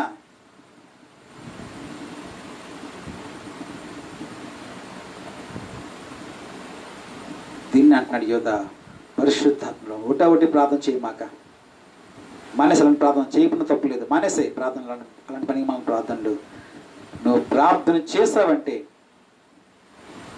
నువ్వు ప్రార్థనలో మోకరించావంటే నీ కళ్ళ నీరు రాకపోయినా పెద్ద ప్రాబ్లం లేదేమో, కానీ నీ మనసు మూలగాల్సిందే, నీ ఆత్మ మూలగాలి. నీ ఆత్మ మూలగపోతే, చనిపోయిన మా నాన్న పాట పాడేవాడు. నిజంగా ఆయన పాట పాడుతూ తన జీవితాన్ని అంతం చేసుకున్నాడు. ఆయన పాట ఎప్పుడు మా కుటుంబ ప్రార్థనలో ఆయన ఎప్పుడు ఆ పాట పాడినా ఆయన ఏడ్చేవాడు, ఆయనతో పాటు అందరం ఏడ్చేవాళ్ళము. ఓ పాట పాడేవాడు, తనువు గాయాలనైనా చూడవా, ఆత్మ మూలిడి విధమున్ కనవా, శరణు నీ వంచు మదిలో నమ్మితినయ్యా, యేసువా మది నిన్నే కోరనయ్యా, నన్ను గావవేగ రావా, దయచూపు అప్ప. ఆ పాట అని ఎప్పుడు పాడిన అలాగే ఆయన కళ్ళంటే నీరు కారిపోయింది. ఆ పాట పాడడం ప్రతిసారి కూడా ఆయన మేము ఏడ్చేవాళ్ళము. ఆత్మ మూలగాలి, ఆత్మ మూలగాలి. గమనించండి, ఆత్మ మూలగని ప్రార్థన చేసినామంటే చేయకపోయినా ఒకటే ఆ ప్రార్థన. Sorry, I'm serious about it. నేను మాట్లాడిన దేని వాక్యం, పరిశుద్ధాత్మలో ప్రార్థన నేర్చుకున్నది, అది చెయ్యండి. అదొక్కటి మిమ్మల్ని పాపం నుండి రక్షిస్తుంది. అట్టి ప్రార్థన ఒక్కటే మిమ్మల్ని ప్రభు ప్రేమ నుంచి దూరం కాకుండా మిమ్మల్ని కడ వరకు ప్రభువులు నిలబడుతుంది. అట్టి అంగలార్పు విద్య, అట్టి మూలిగడి ప్రార్థన విధానం నేర్చుకోవాలి. సో దేవుని ప్రేమలో నిలిచినంటే అటువంటి ప్రార్థన జీవితం మనకు కావాలి. ఏదో తూతూ మంత్రం పైపే ప్రార్థన కాదు, పరిశుద్ధాత్మలో ఉచ్చరింప సఖ్యం కానీ ముళ్ళతో, ఆత్మ ముళ్ళుతో చేసే ప్రార్థన మనకున్నప్పుడే, అట్టి ప్రార్థన జీవితం మనం కలిగి ఉన్న నాడే దేవుని ప్రేమలో నిలకడగా నిలిచి ఉండడం మనకి సాధ్యమవుతుంది. మూడో మాట అంటాడు యోధ, ఒకటి, మీరు విశ్వసించిన అతి పరిశుద్ధమైన దాని మీద మిమ్మల్ని కట్టుకొనొచ్చు. 2, పరిశుద్ధాత్మలో ప్రార్థన చేయొచ్చు. 3వ మాట అంటాడు నిత్య జీవార్థమైన, చూస్తున్నా కదా యోధ 21వ వచనంలో, నిత్య జీవార్థమైన మన ప్రభువుకు యేసుక్రీస్తు కనికరము కొరకు కనిపెట్టుచు.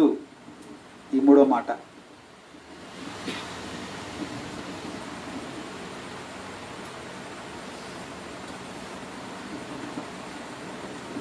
ఇక్కడ యూదా వాడిన భాష మళ్ళా నేను యూదా తన ప్రతి పదాన్ని ఆచి తూచి వాడాడు. He was very particular about the vocabulary that he chose. Every vocabulary is very vital and very meaningful. ప్రతి పదం ఎంతో ఆలోచింపజేస్తుంది. మన ప్రభువు యేసుక్రీస్తు యొక్క రాకడ కొరకు కనిపెట్టమంటారు సాధారణంగా కదా. ఆయన ఆగమనం లేక రెండో రాకడా లేక రాకడా, సింపుల్ రాకడా. కానీ యూదా యేసుక్రీస్తు యొక్క రాకడా అనలేదు, రెండో రాకడా అనలేదు, ఆయన ఆగమనం అనలేదు, ఆయన ప్రత్యక్షత, సాధారణ వాడే మాట ఆయన ప్రత్యక్షత అది కూడా వాడలేదు. ఆయన వాడిన మాట మన యేసుక్రీస్తు యొక్క కనికరం కొరకు. రాకడికి కానీ సంబంధం ఏంటండి? అఫ్కోర్స్ జనరల్గా ఆ మాటకు అర్థం ఏంట ప్రభు యొక్క రాకడే, అది అందులో ఎటువంటి అనుమానం లేదు. కానీ ఆయన రాకడా అనకుండా లేక సాధారణంగా వాడే మాటలు ప్రత్యక్షతను, ఆగమనమనో ఈ మాటలు వాడకుండా, ప్రభు దినమనో ఈ మాటలు వాడకుండా ప్రభు యొక్క కనికరము రాబోతుంది అంటున్నాడు కదా. విషయం చెప్పనా, మీరు ఎంతమంది రాకడానికి భయం చెప్పండి? నాకైతే భయం చాలా ఆనందం కలిగిస్తుంది. ప్రభు రాకడంటే నాకు ఎంత దికంటే ఫస్ట్ ఏది పెడతాను. మీ డాడీ ఊరెళ్ళాడు, మీ డాడీ ఈరోజు రాత్రికి రేపు ఉదయాన్ని వస్తానని అనుకుందాం. రేపు ఉదయానికి మీరు పడుకుని లేసరికల్లా, రేపు ఉదయాన్నే మీరు మార్నింగ్ లేసరికల్లా మీ డాడీ వస్తాడు. మీరు ఎంతమంది భయపడతారు? అమ్మో డాడీ వస్తున్నాడని కాదే, హ్యాపీ కదా, అయ్యి మా డాడీ వస్తున్నాడు, మా డాడీ వస్తున్నాడు. ఒక మాట చెప్పిన, ఊరెళ్ళిన మీ నాన్న తిరిగి వస్తే మీరు ఎంత ఎక్సైట్మెంట్ గురవుతారో ప్రస్తుతం నేను అంత ఎక్సైట్మెంట్ గురవుతున్నాను, అంత ఆనందిస్తున్నాను. నా తండ్రి నా డాడీ వస్తున్నాడు, నా ప్రభు వస్తున్నాడు, నా రాజు వస్తున్నాడు, నా వరుడు వస్తున్నాడు, నన్ను తీసుకెళ్తాడు. గమనించండి, శుల మీద పొంగిపోద్ది. అతను నన్ను తన విధిసాలకు తీసుకెళ్ళాడు. బా ఏం పొంగిపోదా మాట కావే అని వచ్చింది మమ్మల్ని. ఆయన రావడం నన్ను తన విధిసాలకు తీసుకుని వెళ్ళిపోయాడు. గమనించండి, ఏముంది విధిసాల బోర్డు అనుకుంటామేమో, అచ్చచ్చే అంత అక్కడితో మ్యాటర్ రాకపోలేదు. ఒక మంచి మాట అది. అక్కడ నా మీద తన ప్రేమను ధ్వజముగా నిలబెట్టాడు. అంటే తన ప్రేమ రుజువుపరుచుకున్నాడు అందరి ముందు. నేనంటే ఎంత ప్రేమ తెలిసిందే, కాకపోతే అది లోపల ఆయనలో నాలో ఉండిపోయింది. ఇప్పుడు నేనంటే ఎంత ప్రేమ మొత్తం లోకం మొత్తం చూసింది. ఎందుకని ఆ బిందుసాల్లో తన ప్రేమను ధ్వజంగా నాపై నిలబెట్టాడు. ఇదండి మ్యాటర్, ఇదండి విషయం. ప్రభు రాకడ నిజంగా నీకు ఆనందం కలిగించాలి, నీకు రకమైన ధైర్యం కలిగించాలి, నీలో ఉత్సాహం పెంచాలి. ఎందుకని అఫ్కోర్స్ అది భయంకరమే. ఎవరికి? పాపం చేస్తున్నకి అది భయంకరం. ఎవరికి? రక్షణ పొందనోడికి అది భయంకరం. ఎవరికి? లోకంలో పాపంలో తిరుగుతూ దేవుడనక భయమనక ఆత్మీయ భావాలు లేకుండా డబ్బు, ధనము, అందము, చందము, వ్యామోహం, అధికారం, హోదా, పదవి అనుకుంటూ ఈ లోకంలో తినడానికి భయం అది. కానీ గమనించండి, ఆయన రాకడకు ఎదురు మనకు అది ఎంత ఆనందం. అది మనకు నిత్య జీవం కలిగిస్తుంది. లోకం నిత్య నాశనం, అది వాళ్ళకి నరకం, అది వాళ్ళకి సమకాలం. గమనించండి, అది వాళ్ళకి సమకాలం, కానీ మనకది బహు ఆనందం, నిత్యానందం. యుగ యుగాల మహిమలో ఉంటాం, ఆ రాజ్యంలో ఉంటాం, ఆయనతో కలిసి ఉంటాం. గమనించండి, ఆయన రాకడ వచ్చినప్పుడు, ప్రభు వచ్చినప్పుడు, ఆయన వచ్చినప్పుడు ఆయన నీకు నా కొరకు బహుమతి తెస్తాడు. ఈ మధ్యకాలం ఎక్కడ కాదు, ఈ మధ్యకాలం చాలా రోజుల క్రితం ఎక్కడికి వెళ్ళాను. వస్తూ మా ఇంటికి మా పిల్లలిద్దరికి ఏవో తీసుకొస్తాను. ఏంటి మా పిల్ల ఆనందం అంటే, డాడీ బయటకు వెళ్తే ఆనందం. ఏంటి ఆనందం అంట? డాడీ వస్తే మాకు ఏదోటి తీసుకొస్తాడు. గమనించండి, ఇలాంటి ఆనందమే రేపు డాడీ వస్తే నీకోసం తీసుకుని వస్తాడు. విడి చేత రాడుసమ్మా, నీకు బహుమానం తెస్తాడు, నీకు నిత్య జీవం తెస్తాడు, నీకు ఆశీర్వాదం తెస్తాడు, నీకు జీవగడ్డను తీసుకొస్తాడు, నీకు మహిమను తీసుకొస్తాడు. ఓహో, నీ జీవితంలో అంటున్నాను, ఈ లోకంలో కలలో కలలేని అనేకమైన కృపలతో కూడిన వరాలెన్నో ఆ నీకోసం మోసుకుని వస్తున్నాడు అన్నాడు. ప్రతి వానికి చెప్పున బహుమానం ఇవ్వడానికి రెడీగా ఉంచుకున్నా. నా గిఫ్ట్లన్నీ రెడీ చేసుకుంటున్నాను.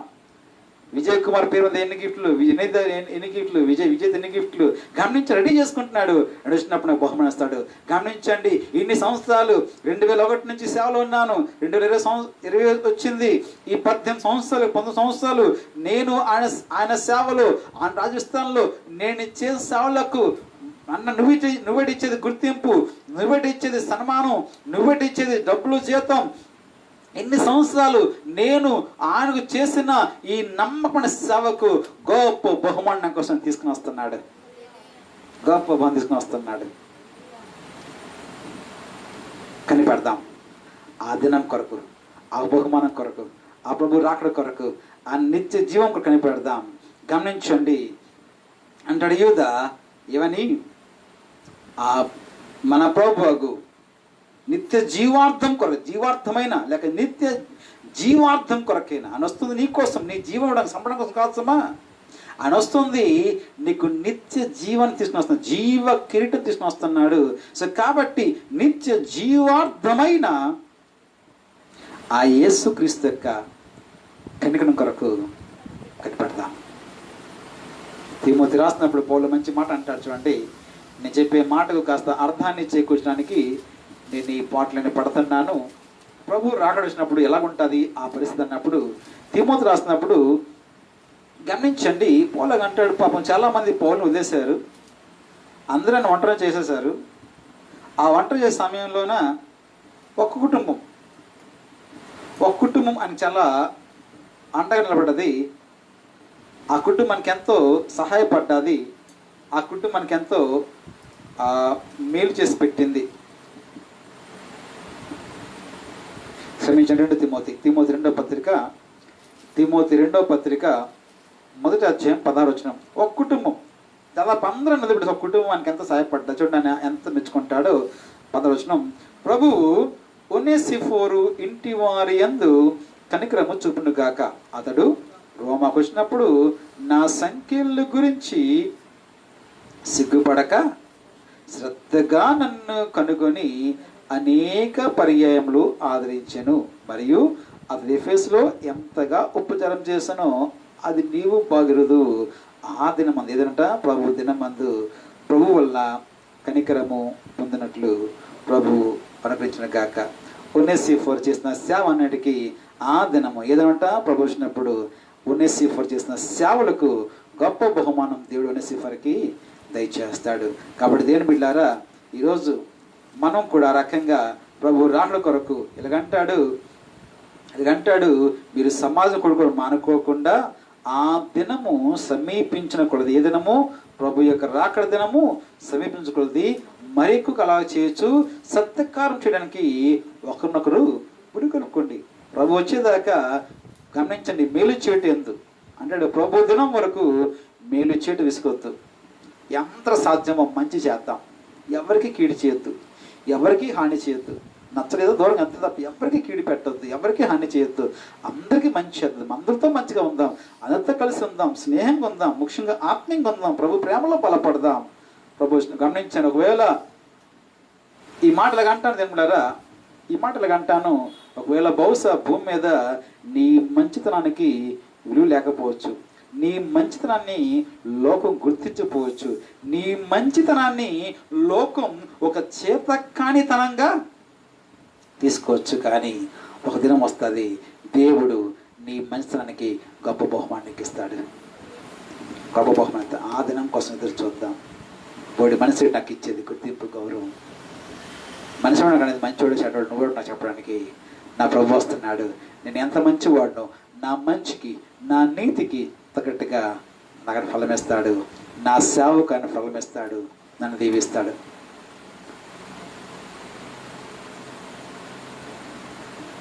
కాబట్టి ప్రభు యొక్క రాకడ గురించి ఒక మాట నేను చెప్పి ముగించేస్తాను. తీతుకు రాస్తూ అంటాడు 2వ అధ్యాయంలో 13లోన, తీతుకు 2 నేను 11 నుంచి చదువుతాను, గమనించండి. తీతుకు 2వ అధ్యాయం 11 నుంచి 13 చదువుతాను, గమనించాలి. ఏలైనగా సమస్త మనుషులకు రక్షణకరమైన దేవుని కృప ప్రత్యక్షమై మనము భక్తిహీనతను ఇహలోక సంబంధమైన దురాశలను విసర్జించి శుభప్రదమైన నిరీక్షణ నిమిత్తం అనగా, ఆ మాట నోట్ చేయండి, అనగా మహాదేవుడును మన రక్షకుడైన యేసుక్రీస్తు మహిమ యొక్క ప్రత్యక్షత కొరకు ఎదురు చూచుచు ఈ లోకంలో స్వస్థ బుద్ధితోనూ నీతితోనూ భక్తితోనూ బ్రతకచుండవలనని మనకు బోధించున్నది. ప్రభు యొక్క మహాదినం వరకు ప్రత్యక్ష ఎదురు చూసిన మనము ఏంటంట, ఈ లోకములో స్వస్థ బుద్ధితోనూ భక్తితోనూ బ్రతకాలని మనకి విషయాలు బోధిస్తున్నాయి. స్వస్థ బుద్ధితో నీతితో భక్తితో ఉన్నంతకాలం బ్రతుకుదాం. ప్రభు వస్తే మళ్ళీ నేను నీ భక్తికి లోకం నచ్చకపోవచ్చు, నీ భక్తికి బహుశా నీకు బ్రతుకుతీరు ఉండకపోవచ్చు, నీ భక్తికి లోకం గుర్తింపు ఇవ్వకపోవచ్చు, నీ మంచితనం లోకంలో బహుశా నీకు మంచిగా దొరకకపోవచ్చు. కానీ ఒక దినం వస్తుంది, దేవుడు నీ నీతిని, నీ భక్తిని, నీ మంచితనాన్ని దేవుడు గౌరవిస్తాడు, హెచ్చిస్తాడు, అందరి ముందు నీ నీతిని వెల్లడిపరుస్తాడు. సో గమనించండి, ఎప్పుడైతే ఇప్పుడు యూదా వద్దాం. యూదా అంటాడు ఈ 3 పనులు చేయాలి. ఏ 3 పనులు అంట? మీరు విశ్వసించిన అతి పరిశుద్ధ దాని మీద మేము కట్టుకోవాలి. 2 పరిశుద్ధాత్మలో ప్రార్థన చేయాలి. 3 ప్రభు యొక్క కనికరం కొరకు రాకడ కొరకు కనిపెట్టాలి. మళ్ళా మాట నేను చెప్తాను, కట్టుకొనొచ్చు, ప్రార్థన చేయొచ్చు, కనిపెట్టొచ్చు. గమనించండి, అంటే చెప్పన్నది నేను చెప్పిన వాటి గురించి పార్టిసిపుల్ అన్నాను. అర్థం ఏంటి? అసమాపక క్రియ. అంటే ఇది ఒక్కరోజు అయిపోయేది కాదు, ఇది 3 రోజుల ముచ్చట కాదు, గంట గడికి అయిపోయేది కాదు. నువ్వు జీవితాంతం ప్రభు రాకడ వరకు, లేక నువ్వు నీ పోకడ వరకు, till the end of your life, till the end of your day, till the coming of the Lord, ప్రభు రాకడ వరకు, లేక నువ్వు చనిపోయే వరకు వీటిని డైలీ ప్రతిరోజు దినచర్యగా అభ్యాసంగా వీటిని చేస్తూ ఉండాలి. ఏ రోజు మనకూడదు, ఎప్పటికీ మనకూడదు, ఏ సమయానికి మనకూడదు, ఏ పరిస్థితికి వాటిని మనకూడదు. ఈ 3 పనులు మన జీవితాంతం వాటిని చేస్తూ వాటిలో మనం కొనసాగినప్పుడే, ప్రార్థన కావచ్చు, కనిపెట్టడం కావచ్చు, లేకపోతే కట్టుకోవడం కావచ్చు, వీటిలో మనం కడ వరకు నమ్మకంగా కొనసాగినప్పుడే ఏమవుతామంట, దేవుని ప్రేమలో నుంచి తొలగిపోకుండా నిలబడ్డం మనకి సాధ్యమవుతుంది. సో మొట్టమొదటి పాయింట్కి వివరించాను. ఏంటది? కాచుకొని ఉండుట. దేంట్లో? దేవుని ప్రేమలో కాచుకొని ఉండుట. 2వ మాట నేను చిన్న మాట చెప్పేసి ముగించేస్తాను. మిగతా విషయాలు రేపు దినం మనం ధ్యానం చేద్దాం. 22వ వచనం అంటాడు, సందేహపడు వారి మీద కనికరం చూపుడి. 2వ మాట ఏమంటే కనికరం చూపండి. ఎలియోస్, గ్రీకులో ఎలియోస్. ఎలియోస్ అంటే మర్సీ, కనికరము లేక కరుణ, దయా జాలి, దయా జాలి కనికరం కరుణ, ఎలియోస్. గమనించండి, అంటాడు కనికరం చూపండి. ఎవరి మీద చూపమంటాడు? సందేహపడువారు. ఎవరి సందేహపడువారు అని? సందేహపడు అంటే ఎవరండి? గమనించండి, ఇక్కడ యూదా ఒక పదం వాడతాడు. చెప్తా, యూదా ప్రతి పదం చాలా విలువైనది, ప్రతి పదము చాలా ఆచితూచి యూదా ఉపయోగిస్తాడు. ఇక్కడ యూదా వాడిన పదం గ్రీకులో డయాక్రినో. డయాక్రినో గ్రీకు భాషలో క్రినో అంటే జడ్జ్, జడ్జ్, తీర్పు తీర్చుట. క్రినో అంటే తీర్పు లేక తీర్పు తీర్చుట. కొన్ని మాటల్లో విమర్శించుట, విభేదించుట, తేడాగా మాట్లాడుట. రైట్? విమర్శించుట, విభేదించుట, తేడాగా మాట్లాడుట, వాదించుట, తరికించుట, తిరస్కరించు మాట్లాడుట. క్రినో తీర్పు తీరుస్తూ మాట్లాడుట, తీర్పు తీర్చుట. సో సందేహపడు అన్న దగ్గర అర్థమేంట? తీర్పు తీర్చు వారి మీద. ఇప్పుడు ఇన్ని చెప్పా కదా, బాబు తప్పు నాన్న, నువ్వు వెళ్తున్న మార్గం తప్పు, నా బోధ వినకూడదు, నా బోధకి వెళ్ళకూడదంటే ఏంటే? తిరిగి మనతో విభేదిస్తాడు, మనతో వాదిస్తాడు, మనతో తరికిస్తాడు. నాకు మంచి అబ్బాయి ఉండేవాడు, అబ్బాయి పేరు రామకృష్ణ, వాళ్ళమ్మ చాలా భక్తి పొర్రాలు, ఆరాధనమని చాలా ప్రార్థనా పొర్రాలు, చాలా భక్తి పొర్రాలు, గొప్ప అభిషేకం నింపబడిన వ్యక్తి. ఒక మాట చెప్పనా, ఒక పెద్ద సంఘాన్ని కాపురం అవుతుందని ఆమె 2006 సంవత్సరం ఉంటాను, 2006లో ఆమె ప్రవచనం చెప్పింది. గమనించండి, ఆ రోజు ఇప్పుడు కళ్ళతో నిలబడిన కళ్ళతో చూస్తున్నాను. గొప్ప ప్రార్థనా పరురాలు. ఆమె ఏ మాట చెప్తే ప్రోత్సాహం ఆ మాట జరిగిపోయేది. అలా అబ్బాయి చాలా భక్తిపరుడు. ఎంత భక్తిపరుడు అంటే నా బ్యాగ్ తానే మోస్తాడు, నా బైబిల్ తానే మోస్తాడు. ఇంతవరకు గమనించండి, ఈ సంఘంలో వచ్చి 10 ఏళ్ళు కానీ ఇంతవరకు నా బ్యాగ్ ఆవిడ మోయలేదు ఇప్పుడు దాకా. నా బ్యాగ్ నేనే మోసుకున్నా. కానీ అక్కడ అలా కాదు, నా బ్యాగ్ కూడా నేను మోయించారు కాదు, రాష్ట్రం ఇచ్చని చెప్పేసి ఆ అబ్బాయిలు నా బ్యాగ్ మోసుకునేవారు. ముఖ్యంగా ఈ అబ్బాయి అంటే మాత్రం మీతో డ్రాప్ అయిపోయేవారు. ఎందుకంటే ఈ అబ్బాయి నాతో ఉండేవాడు. నా పరిచర్య అంతా ఈ అబ్బాయిది. నన్ను ట్రైన్ ఎక్కి నా చేతి బ్యాగ్ ఇచ్చి నాకు వందనాలు చెప్పి అప్పుడు ఇంటికి వెళ్ళేవాడు. ఇలాగా ఆంధ్ర వచ్చిన తర్వాత విలియం బ్రనహాం గారు అనే ఒక తెగలో పేరు జాయిన్ అయ్యాడు. ఎప్పుడు కానీ నేను ఏది చెప్తే అదే వెదవాకు. సార్ అయ్యగారు అంటే తప్ప ఇంకో మాట వాడుతుంది నా దగ్గర.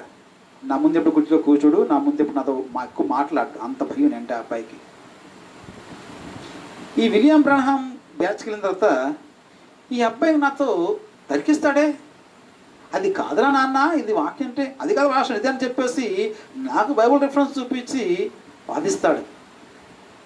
నాకు జాలనిపించింది. ఎందుకంటే అబ్బాయి తప్పు కాదు, అబ్బాయి మీద ఆ చెడు బోధలు అంత ప్రభావం చూపించాయి. ఈరోజు గమనించండి, కొంతమంది అంటే అవతల వాళ్ళు ఈ దుర్బోధకులు, ఈ దొంగ బోధకులు అన్న వీరి వ్యామోహంలో, వీరి స్నేహంలో, వీరి సహవాసంలో వారు ఎంత పేకోళ్ళతో మునిగిపోయారంటే ఇప్పుడు నల్లటోడు చెప్తే మళ్ళంటి వాళ్ళు వాళ్ళకి శత్రువులు కనిపిస్తాం. నిజం కదా? ఈ తప్పమ్మ అంటే ఏదో నాలో వారు ద్వేషాన్ని, కోపాన్ని చూసి తప్ప నా అసలు బాధలకు అర్థం కాదు. అసలు మా పాస్టర్ గారు ఎందుకు ఇలా చెప్తున్నాడు, అసలు ఆయన బాధ ఏంటి అని వాళ్ళకి అర్థం కాదు. ఎందుకని అవతల వ్యామోహం అలాగ ఉంటుంది, మరి అవతల వారి యొక్క ప్రభావం అలాగ ఉంటుంది మరి. సో గమనించండి, తర్కిస్తారు, వాదిస్తారు. మా సంఘ పెద్ద వెళ్ళి మాట్లాడితే గమనించండి, అలా కాదండి అని చెప్పేసి ఆయనతో వాదన పడిపోతుంది. ఆవిడ దేవుడు చూపించాడు, దేవుడు దర్శించాడు, పనికి మళ్ళీ ఎవడు చెప్పాడు దేవుడు దర్శించమని? ఏ దేవుడు మనం తప్పు మాట్లాడుతున్నాం. సంఘం ఉన్న చోట ఇంకో సంఘం పెట్టమని ఏ దేవుడు చెప్పాడు నీకు? ఉన్న సంఘాన్ని పాడు చేసి వీళ్ళందరూ అక్కడ తీసుకెళ్ళమని ఏ దేవుడు చెప్పాడు నీకు? ఆ దర్శనం నేను నమ్మాలా? వాక్యం మర్చిపోయావా? సంఘంలో దేవుడు సమాధానానికి కర్తే తప్ప అల్లరికి కర్త అక్కడ వాక్యం మర్చిపోయావా? నువ్వు మర్చిపోయి మాట్లాడుతున్నావా? అంత మేధావి అయిపోయావా బైబిల్లోనా? ఆయనతో వాదిస్తుందట. ఆయన నాకు చెప్పి బాధపడతాడు. అలా కాదండి, దేవుడు నాకు చూపించండి, దేవుడిని దర్శించండి చెప్పాను అని.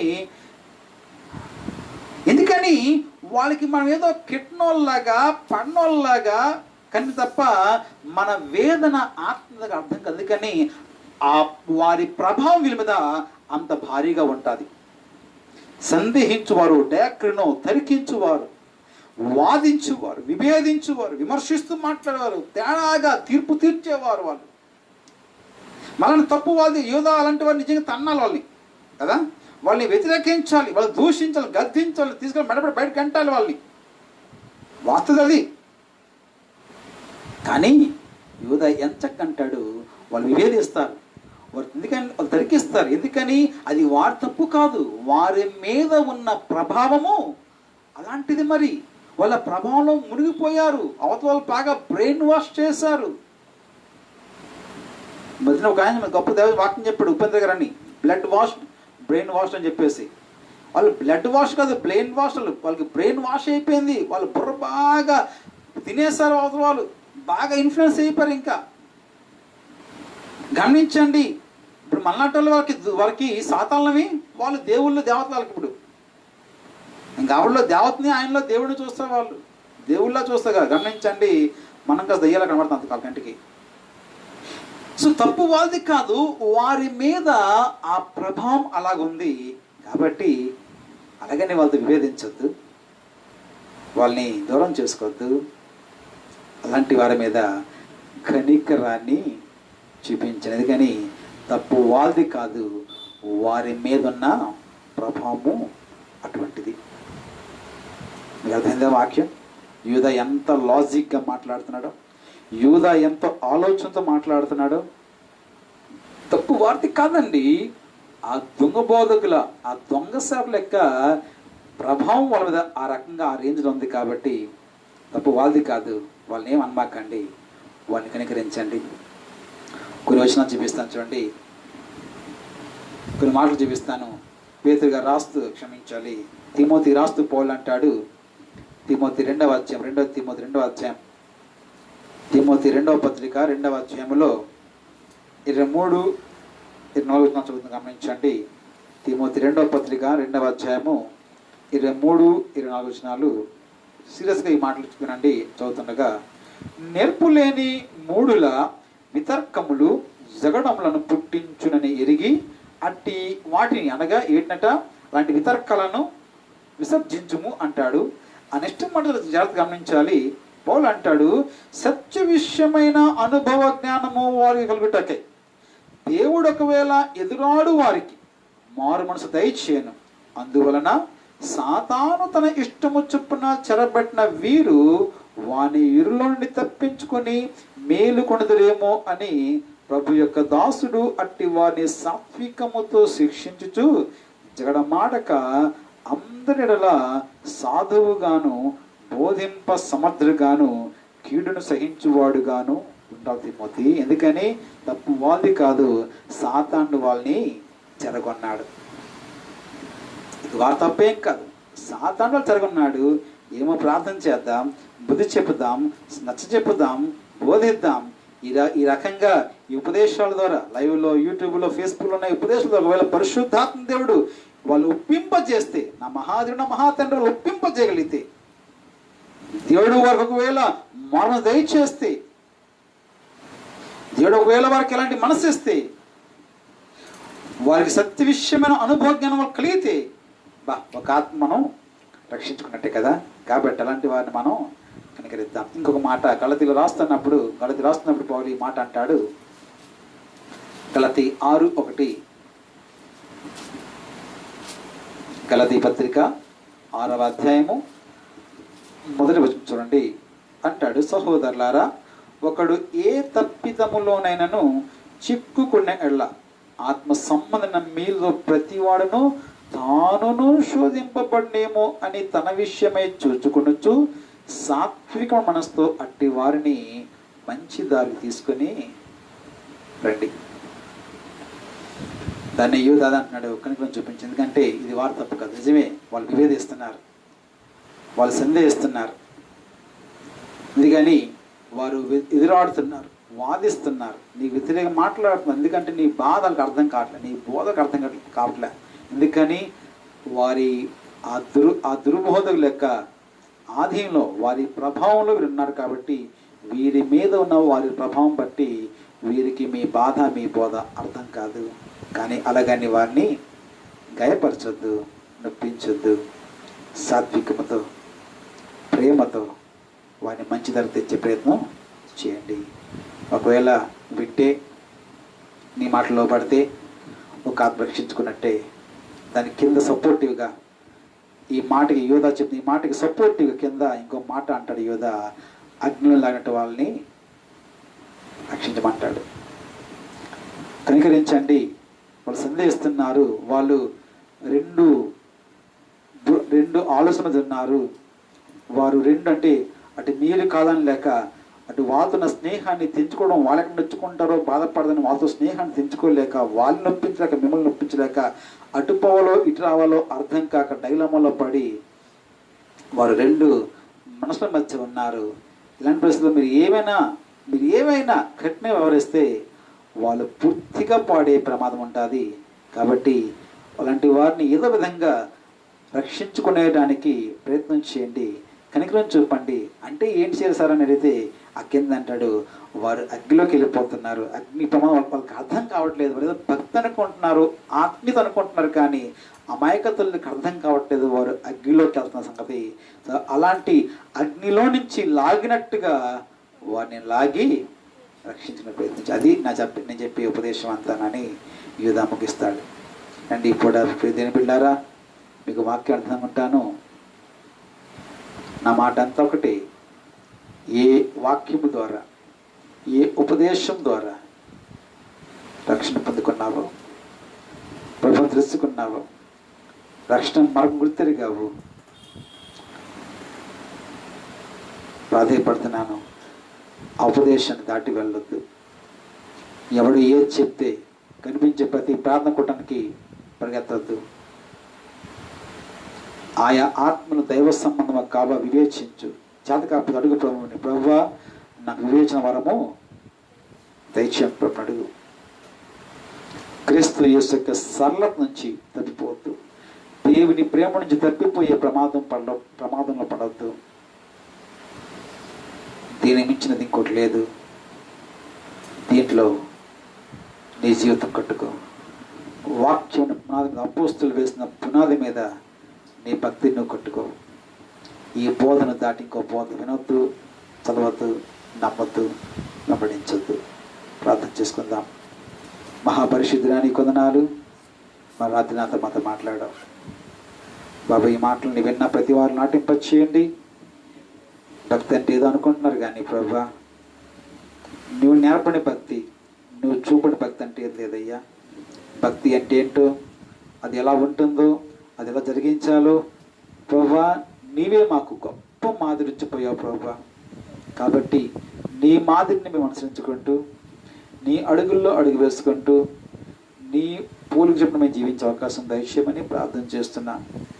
నిజమే ప్రభా, మరి దుర్బోధకుల యొక్క ప్రభావం వారు పొందినైనా వారు తప్పేం కాదు, వారి లోపమేం లేదయ్యా. సాతానుడు వారిని ఆ రకం కల్పిలు చేశాడు. సాతానుడు వాళ్ళ మనసుని పాడు చేశాడు. నీ యొక్క సరళత నుంచి, శిశులైన ఆత్మీయ బోధ నుంచి, సంఘ ఐక్యత నుంచి, ఆత్మీయ సహవాసం నుంచి ప్రభువా వారిని దారి మళ్ళిస్తున్నాడు.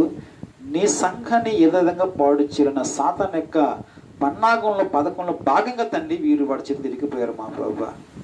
తప్పు వారిది కాదయ్యా. సాతానుడు తను వాళ్ళు చెరగొన్నాడు. కేవలం నీపై కోపం, నీ సంఘంపై కోపం. మా పోరాటం మనుషులతో కాదు, మా పోరాటం సాతానుతో. కాబట్టి మా తండ్రి ఈరోజు దేవా అలాంటి వారందరి కోసం ప్రార్థన చేస్తున్నాం దేవా. సంఘ క్షేమాభివృద్ధికి, సంఘ ఐకమత్యానికి, సంఘ సౌరభావానికి, సంఘ ప్రతిష్టకు ప్రభువా మచ్చ తెచ్చే విధానంగా భక్తి చేయకుండా వారికి బుద్ధి నేర్పమని ప్రార్థన చేస్తున్నాను దేవా. అలాంటి విచ్చుల నుంచి విడిపించి మా ప్రభువా రక్షించి దేవా నీ కనికరం చూపించి మా ప్రభువా. వారు ఎవరైనా మాకు కావాలి, వాళ్ళు మా బిడ్డలు ప్రభువా, వారు మా గొర్రెలైనా వారు మాకు కావాలి, వారు నీకు కావాలి ప్రభువా.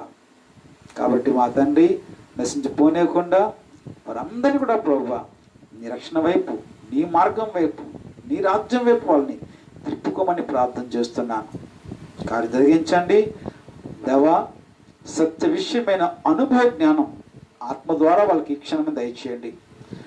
ఈ యుగ సమయం దేవత కట్టిన మనోనేత కలిగిన గుడితనం తీసే ప్రభువా, కళ్ళకు కట్టిన గంతు విప్పే ప్రభువా, కనువిప్పు కలిగించమని ప్రార్థన చేస్తున్నాను. సత్యమును గ్రహించే కృపనిమ్మని ప్రార్థన చేస్తున్నాను. ఉప్పింప చేసే ఆత్మదేవుడా నీ మాటలు హృదయంలో ఉప్పింప చేయమని ప్రార్థన చేస్తున్నాను. బిడ్డలను దీవించండి, బలపరచండి. తమ సొంత సంఘ సహవాసాన్ని దాటి వెళ్లకుండా అయ్యా నీ సొంత బావిలో నీరు తాగమన్నావు మా తండ్రి. కాబట్టి ప్రభువా తమ సొంత బావిని దాటి అయ్యా నీళ్లు నిలవ తొట్ల వైపు వాళ్ళు వెళ్ళలేకుండా జీవ జన్మల ఊటవైనా నిన్ను విడిచిపెట్టకుండా ప్రభువా నీతో సహవాసం వాళ్ళు ఎల్లప్పటి నుంచి నడిపించమని ప్రార్థన చేస్తున్నా. అవునయ్యా, మాకు ఈ లోక భోగభాగ్యాలు కాదు, నీ రాజ్యం మా ముఖ్యం. ఆ దిశగా, ఆ ధ్యాసగా మా జీవితాలు కొనసాగనిమ్మని ప్రార్థన చేస్తున్నాను. మరొక మా సంఘ బిడ్డలందరినీ చిత్కరిపిస్తున్నాను. ప్రతి కుటుంబాన్ని దీవించండి. ప్రతి కుటుంబంలో సమాధానం, శాంతి, నెమ్మది దయచేయండి. ఆరోగ్యాలు నడిపించండి. కొంతమంది బలహీనంగా ఉన్నారు, అనారోగ్యంతో ఉన్నారు తండ్రి. వారందరికీ మంచి ఆరోగ్యాలు దయచేయమని ప్రార్థన చేస్తున్నాను. సంఘంలో ఐక్యత దయచేయి, ప్రేమ దయచేయి. ఒక తండ్రి బిడ్డలంగా ఇలాంటి మనస్పర్ధలు, ఇలాంటి విమతం లేకుండా ఏకాత్మ ఏకహృదయం కలిగి మనం కలిసిమెలిసి ప్రభువా నీ రాజ్యంలో చేరడానికి, నీ సేవలో ముందుకెళ్ళడానికి సహాయం నిమ్మని ప్రార్థన చేస్తున్నాను. ఎవరైతే ఈ కుటుంబ శోధన ఉందో, ఈ కుటుంబం కష్టం ఉందో నీకు తెలిసిన ఆయన ప్రతి కుటుంబాన్ని దీవించండి. మా 120 కుటుంబాలు ప్రతి కుటుంబాన్ని పేరు పేరున దీవించి ప్రతి కుటుంబంలో సమాధానం, శాంతి, నెమ్మదించి ప్రభా ఆరోగ్యాలతో వారందరినీ కూడా మీరు దీవించి బలపరిచి నడిపించి ఆస్వాదించమని ప్రార్థన చేస్తున్నాను. దేవాన్ని 4 స్తోత్రాలు. ఈ రాత్రి మాతో ఉన్నాం. ఈ రాత్రంతా మాతో సుఖమైన దయచేయండి. నిద్రలు ఎంతో చాలామంది బాధపడుతున్నారు, వాళ్ళు త్వరగా చక్కగా నిద్రపెట్టే అవకాశం దయచేయండి. రాత్రంతా చక్కగా నిద్రపడే అవకాశం దయచేయండి. అయినా భయపెట్టి పీడకలలు ఏ రానివ్వకుండా దైవ ప్రభావాలు, దురాత్మ ప్రభావాలు, అప్పితత్వ ప్రభావాలు, దొంగల వల్ల, తేళ్ళ వల్ల, ఎవరి వల్ల ఏ ఆపయం కలగకుండా వీళ్ళందరినీ మీరు కాపాడి దీవించమని ప్రార్థన చేస్తున్నాను. సహాయం దయచేయండి, నడిపించండి. రాత్రంతా తోడున్నట్టు మళ్ళీ ఉదయాన్ని వేకుని లేచి నీ మందిరానికి వచ్చి ప్రభా నుంచి కనపరిచి ఆరాధించే అవకాశం దయచేయమని, దేవా ప్రార్థనతో మా దినచర్య మళ్ళీ ప్రారంభించే అవకాశం దయచేయమని ప్రార్థన చేస్తున్నాను. దినమంతా నీ ఆలోచనలు తలంపులతో నుంచి నడిపించండి. తెలుసు తెలియచేసిన ప్రతి అపరాధాల తప్పులు, మాటల్లో, చూపుల్లో, చేతలు చేసిన ప్రతి తప్పులు క్షమించి మన్నించి మా ప్రభా పరిశుద్ధపరిచి ఆ తప్పులు మళ్ళీ మేము చేయకుండా మమ్మల్ని దీవించమని ప్రార్థన చేస్తున్నాను. మళ్ళీ రేపు శుక్రవారం ప్రభా మధ్యాహ్నం ఉపవాస ప్రార్థనలు కూడా మేము లైవ్లో కావడానికి అవకాశం దయచేయమని ప్రార్థన చేస్తున్నాను. అలాగే రేపు రాత్రి కూడా నీ వాక్యం మాతో మాట్లాడండి. అన్నిటా అందరూ మీరే మహిమ పొందమని ప్రార్థన చేస్తూ సమస్త మహిమ మీకు చెల్లించి మరోసారి మా రాష్ట్రాన్ని, మా దేశాన్ని దీవించి మరోసారి కరోనాపై మేము చేస్తున్న ఈ పోరాటంలో మాకు విజయం ఇచ్చి విడుదలిచ్చి మా ప్రభా మా దేశం విస్తారం దయచేయమని నిపుణులు ఏం చెప్తున్నా, జ్యోతిష్యులు ఏం చెప్తున్నా మాకు అనవసరం. మా దేవుడు గొప్పవాడు, మా దేవుడు కార్యం చేస్తాడు, మా దేవుడు స్వస్థపరుస్తాడు. అదే మా నమ్మకం, అదే మా ధైర్యం, అదే మా పోరాటం, అదే మా విశ్వాసం. కనపరచండి, కార్యం జరిగించండి, కృప దయచేయండి. మహిమ మీరే పొందండి. యేసు నామం బట్టి ప్రార్థిస్తున్నాం తండ్రి. తండ్రి, కుమార, పరిశుద్ధ దేవుడు మీకు రాత్రంతా తోడేయండి, క్షేమాన్నిచ్చి దీవించి సుధా నడిపించిన గాక. ఆమేన్. ఎంత కొందనాలు దేవుడు దీవించగాక. సెలవు తీసుకుందాం. మళ్ళా రేపు మధ్యాహ్నం అటువంటి రేపు శుక్రవారం. సో యథావిధిగా రేపు కూడా ఆన్లైన్ సర్వీసే చర్చలు అనుకున్నాము, కానీ ఇంకా చర్చ క్లీనింగ్ చేయలేదు. కాబట్టి సో రేపు కూడా ఉదయం కాలం ఎలా తింటున్నారో వినండి, సీరియస్గా తెలియని తెలియపరచండి. రేపు కూడా ఆన్లైన్లోనే మనకి ఉపవాస ప్రార్థన ఉంటుంది. సో అందరూ కూడా 12 గంటలకల్లా మీ పనులు ముగించుకొని సెల్ ఫోన్ దగ్గర పెట్టుకొని ప్రార్థనలో మాతో ఏకీవించండి. బలమైన వాక్యం ద్వారా దేవుడు మనతో మాట్లాడబోతున్నాడు. రేపు మధ్యాహ్నం ఉపవాస ప్రార్థనలో కలుసుకుందాం. సెలవు.